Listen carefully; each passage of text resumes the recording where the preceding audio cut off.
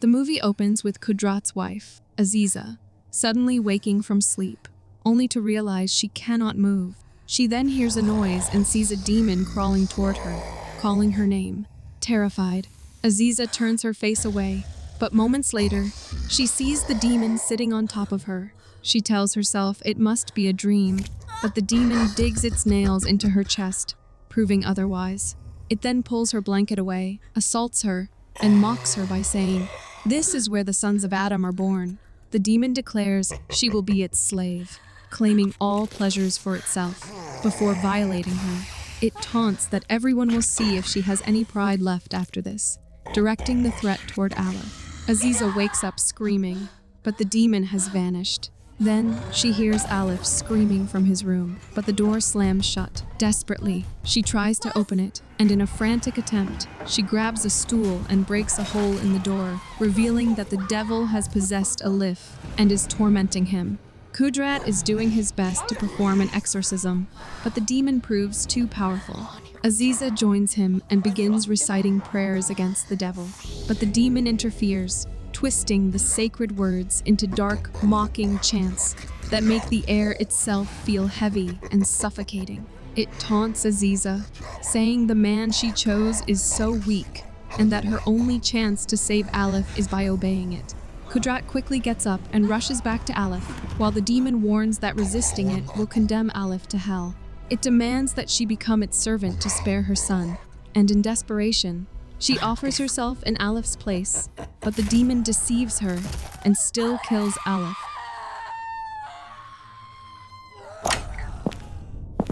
Comment. Subscribe to Recapss Horror. The movie picks up where the previous film left off. Kudrat sets out to uncover what happened to Azizah. In a flashback, Master Roshim gives Kudrat Azizah's letters, which she sent to him when he was in jail, and they may guide his journey. As Kudrat reads the letters, a wave of sorrow hits him. He realizes that Azizah had come to visit him in jail countless times, but he was never allowed to meet her. One day, when she arrived again, the warden finally told her that Kudrat would be released soon, and a spark of hope lit up her face for the first time in what felt like forever. That night, Azizah stands in prayer, but the weight of sorrow presses down on her. Tears stream uncontrollably, falling onto the floor as her voice trembles with each recited word. She tries to focus, to finish her prayer, but her heart feels heavy and her body shakes with grief. Each phrase catches in her throat, faltering under the storm of emotion inside her. Finally overwhelmed, she collapsed to her knees, her cry tearing through the quiet night. The next day, the warden is seen approaching Kudrat's cell with a chain in his hand, and one officer remarks to another that the warden is acting strangely today. Suddenly, screams erupt from inside, and Kudrat's cellmate explains that the warden suddenly entered and attacked them. In the chaos, the officers forget to close the gate, and Azizah follows after them, but the demon seizes her and says it's her husband's turn now. In an instant, it vanishes, leaving only a chilling silence. Azizah sprints toward the commotion and sees the warden brutally attacking Kudrat. An officer restrains her, leaving her helpless as she watches her husband being mercilessly killed. The warden then turns toward her, growling menacingly, and darkness swallows the scene. Kudrat returns to his home and learns that after the incident, Azizah had been undergoing therapy at a mental hospital.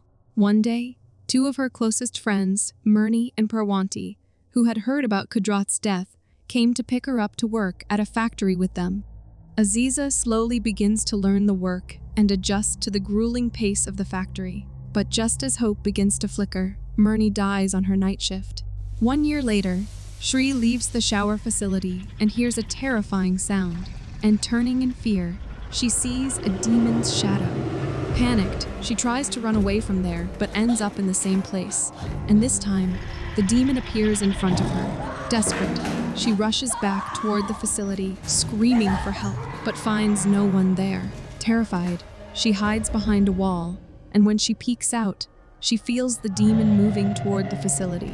While trying to slip inside the bathroom, she loses her footing, and seeing the demon approaching, she crawls inside. Blood gushes from the shower, drenching her, and before she can react, the demon appears, making her scream in terror.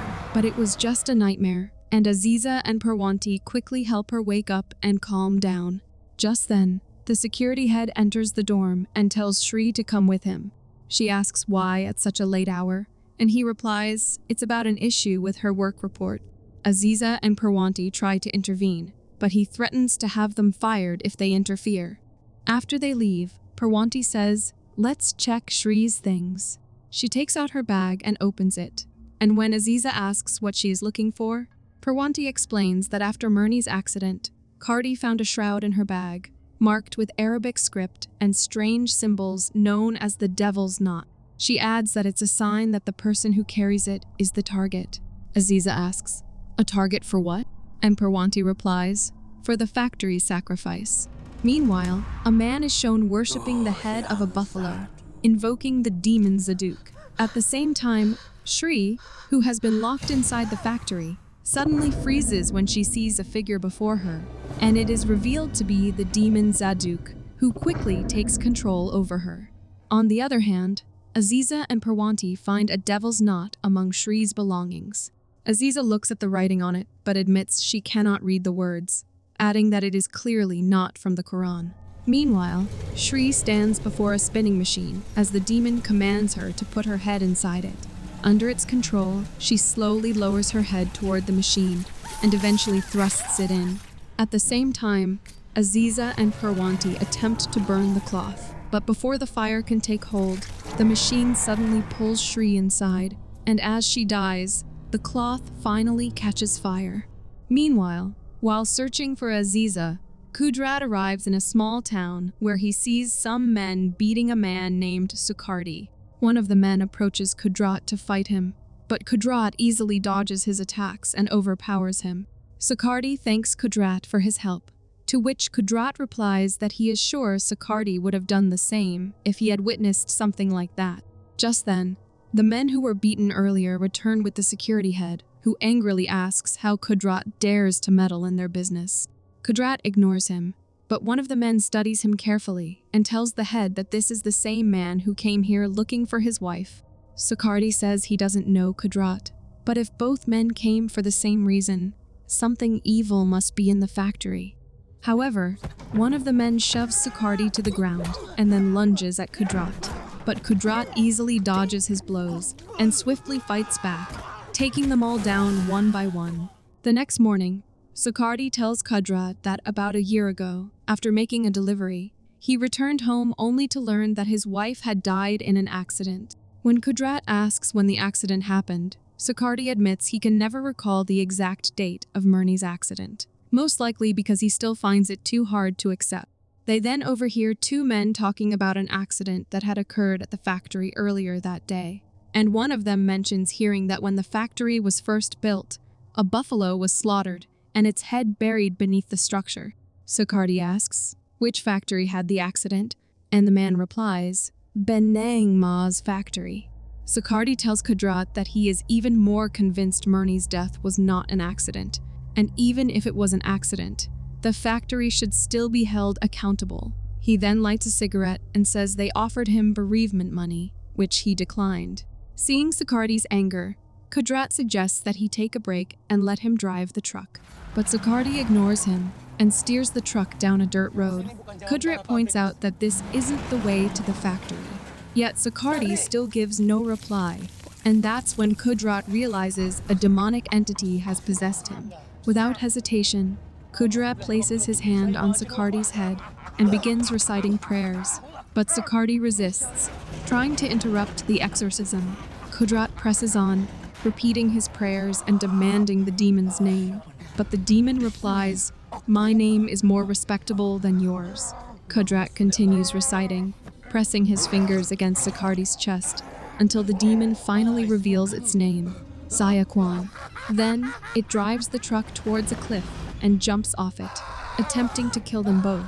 And after crashing, when the truck comes to a halt, Kudrat manages to leap out, though injured. Struggling, he approaches the possessed Sukardi and asks the demon, "Why are you harming this human being?"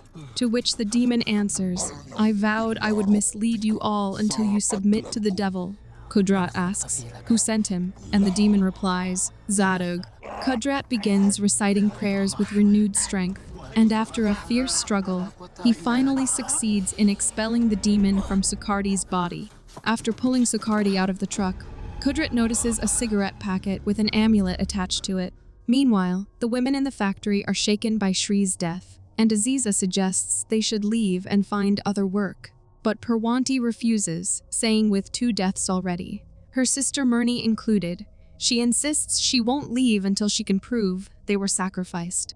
When Azizah asks how she can help, Purwanti explains that behind the factory, there is a building, and as far as she knows, it has always been empty and never used, yet all the managers and leaders often gather there. At the same time, Sukrandi stops a car, tells everyone to get out, and demands an explanation for Myrni's death.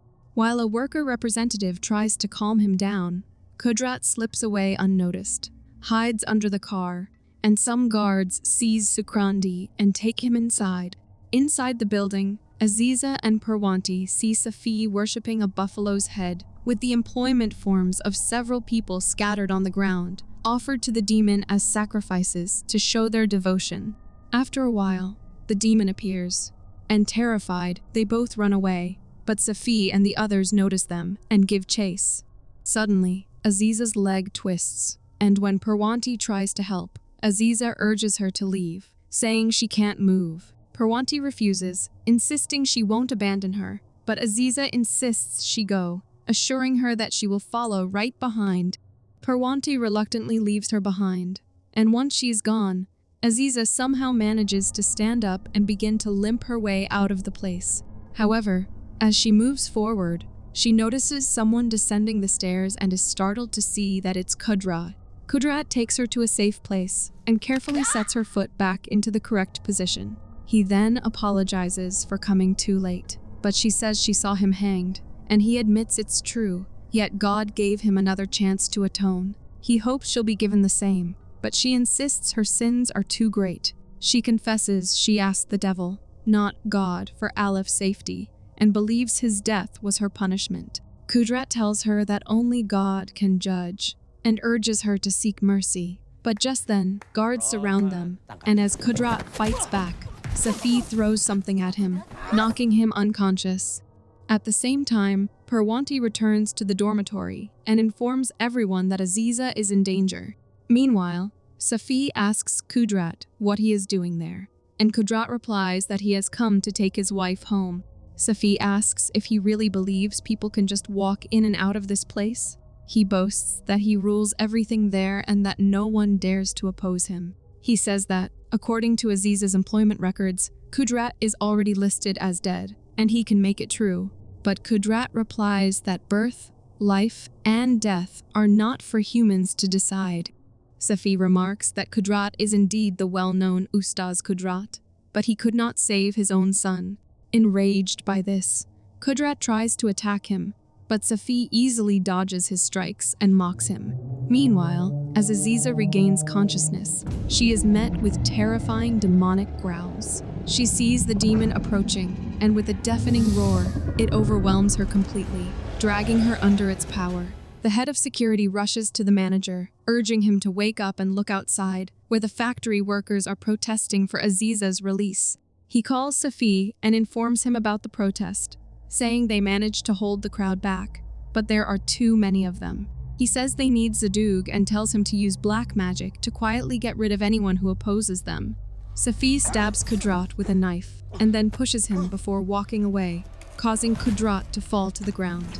Meanwhile, Azizah stands in front of the spinning machine as the demon orders her to put her head inside. Hesitantly, she begins to bend down, but before she can be harmed, Kudrat rushes in and stops her. He lifts her head back up while reciting prayers. However, the demon uses its strength to force her back down. Undeterred, Kudrat continues reciting prayers, locking eyes with the demon, but Azizah's hair gets caught in the machine, and as Kudrat tries to stop it, it starts spinning faster, causing his hand to get trapped. In that moment, he notices a devil's knot in Azizah's clothes. He quickly removes it, clenching it tightly in his fist, and begins reciting prayers with full focus, causing the machine to stop and the demon to vanish.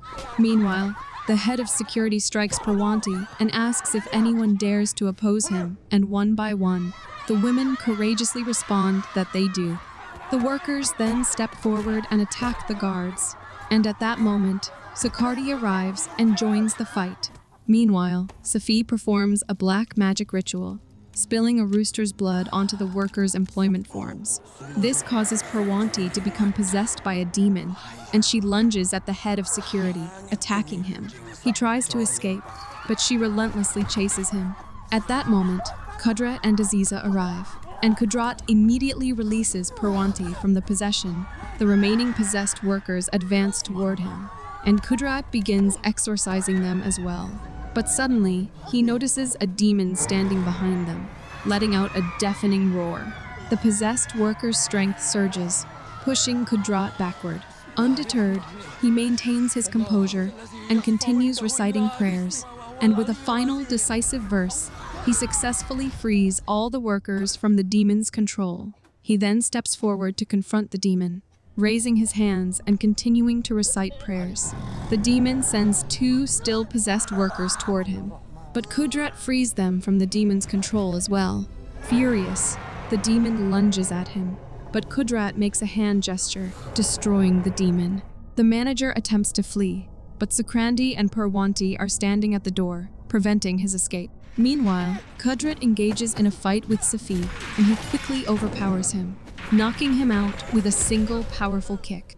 Kudrat and Azizah return home, and Kudrat reflects that he should have guided her instead of leaving her to face the ordeal alone. He admits his arrogance blinded him, and that she is the most precious to him. Azizah turns to him and says she fears she cannot become that version of herself, but he reassures her she can, pointing to her sacrifice for Aleph. She responds that she still has something to do to truly deserve it. Azizah steps out to clean herself before praying, but a creepy smile creeps across her lips until she suddenly snaps out of it.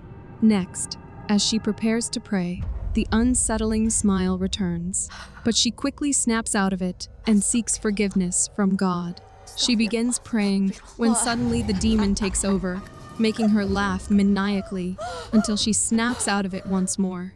Undeterred, Azizah resumes her prayers, but a demonic voice soon echoes with hers. The demon possesses her again, choking her mid-recitation and hurling her aside, while her reflection in the mirror laughs mockingly. The demon then begins tormenting her by slamming her against the wall, and after a while, as her eyes turn red, the demon appears and touches her. Sensing that something is wrong, Kudrat rushes toward her room, but is suddenly blocked by a sliding couch. He quickly gets back on his feet, forces the door open, and upon entering, he sees the demon Aswala, with Azizah already possessed by it. The demon taunts him, asking, "Why didn't you respond to my greetings? Have you forgotten your duty to your lord?" Kudrat demands that it release his wife, but Aswala scoffs. "How dare you command me?" Kudrat insists. "She is not who you want, and don't ever touch her again." But Aswala replies, "She's already becoming my slave, and you still hold what I desire." Kudrat rebukes him, saying, "Stop using my family as your shield." Yet the demon sneers, "I will send Azizah to join Aleph in hell, unless you kneel down and worship me." To save his wife, Kudrat reluctantly surrenders, saying, "I have done what you asked. Now let her go." But Aswala declares, "I was created higher than you, so do not think to deceive me." It tells him to turn his back on his God and his power and reject him and submit to me. Azizah pleads, "Don't do it." But Kudrat lowers his head to the ground, a faint smile on his face. Aswala believes he has surrendered, yet Kudrat begins to pray to God. Enraged, Aswala sneers, "You should have known better. You're nothing but a worthless human being." Then Azizah, too, starts reciting her prayers. Aswala commands her to stop, but she refuses, continuing with unwavering faith. Rising to her feet, she ignores the demon's command to obey. Aswala roars, calling her a despicable, ungrateful creature, and declaring, "Once you call upon me, your entire life will be bound to my worship." Consumed with fury, he curses her. "You are damned, and the punishment of hell awaits you." He tries to grab her, but Azizah remains steadfast in her prayers, untouchable, and at last, with a scream of rage, Aswala bends down in weakness. As they pray together, Aswala snarls, Satan once said, "For allowing me to stray, I will surely tempt them on earth and mislead them all, except Satan's chosen servants among them." Furious, it rises and growls. "And for the chosen ones, I will make sure they cherish the splendor." In a rage, the demon begins hurling furniture at them, but Kudrat begins to recite his prayers, fighting back with unwavering faith. Then, gathering all its strength, Aswala hurls a closet toward him, but Azizah steps in between to protect her husband, and two massive pieces of furniture collide with her, knocking her down. Kudrat immediately gathers her in his arms and asks, "Why?" To which Azizah whispers, "Because God loves you." Kudrat replies, "God loves you too." But before he can say more, Azizah takes her last breath and dies in his arms. After burying her near the house, Kudrat speeds his way back toward Kober village. Meanwhile, Master Roshim senses a dark force being directed toward the village, intending to bring harm. Yasmin enters Aleph room and finds it in complete disarray. And as Aleph slowly turns toward her, she asks, "Where is Asha?" A chilling smile spreads across his face, and spotting Kudrat's prayer beads lying there, she asks, "What are they doing here?" But Aleph smirks and replies, "The real question should be, where are Asha and Aleph now?" Meanwhile, elsewhere, a man tells Asha, "It's useless to fight as no one will come to save you." Asha rises defiantly and seizes a sword, and the man sneers, "You and your entire family will never leave this place." Lifting the blade to her own neck, Asha retorts, "I'd rather die." At the same time, Aleph transforms into a swallow, leaving Yasmin terrified. It then gets down from the chair, and she begins to recite prayers, but the demon takes its dog's form, and the movie ends here.